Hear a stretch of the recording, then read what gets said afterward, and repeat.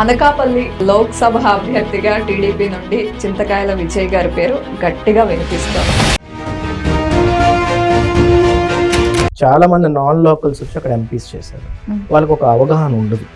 So local గా ఉండే వాళ్ళైతే కొంచెం ఎక్కువ అవగాహన ఉంటుంది. అక్కడ ఉన్న సమస్యలను ముందుకు తీసుకెళ్లొచ్చు. అక్కడ గెలిచిన వారందరూ నాన్ లోకల్స్ 8 సార్లు గెలిచారు. పార్టీలో ఉండడం కానీ పార్టీ నుంచి గెలవడం కానీ అన్ని స్వార్థపూర్వకంగా వాడుకున్నారు.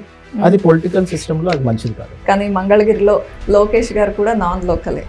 లోకేష్ గారు చంద్రబాబు నాయుడు గారిని రాష్ట్రంలో మీరు ఏ నియోజకవర్గంలో అడిగినా కానీ మా దగ్గర పోటీ చేయమని అడుగుతారు.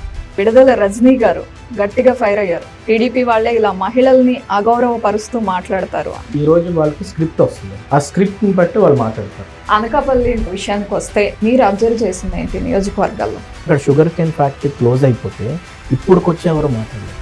గుడివాడ అమరు ఆయన ఎమ్మెల్యే అక్కడ అనకాపల్లికి. మరి ఆయన ఎందుకు రియాక్ట్ అవ్వట్లేదో నాకు తెలియట్లేదు. అంటే ఆయన ఐటీ మినిస్టర్ గా బిజీగా ఉండి ఉంటారు కదా. ఆయన బిజీగా ఉన్నారా లేదా అనేది జనాలకు తెలుసు, నేను చెప్పాల్సిన లేదు.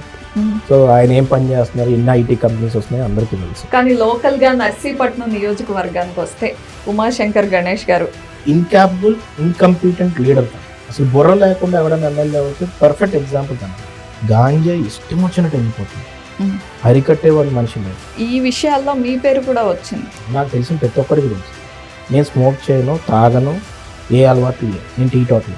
అయితే నర్సీపట్నం నియోజకవర్గం గురించి మాట్లాడినప్పుడు తాండవ రిజర్వాయర్ గురించి మాట్లాడాలి. నేను ఒకటే చెప్తానండి, సిపిఎస్ రద్దు చేస్తా అబద్ధం, స్పెషల్ స్టేటస్ తెస్తా అబద్ధం, అలాగే తాండవ అనుసంధానం చేసి 6,000 ఎకరాలు తెస్తాను, అది కూడా అబద్ధం. చిరంజీవి గారి గురించి మీరు కరెక్టేనా? రాష్ట్రం విడిపోతున్న అగ్రెసివ్నెస్. చిరంజీవి గారు ఇన్స్పిరేషనల్ క్యారెక్టర్.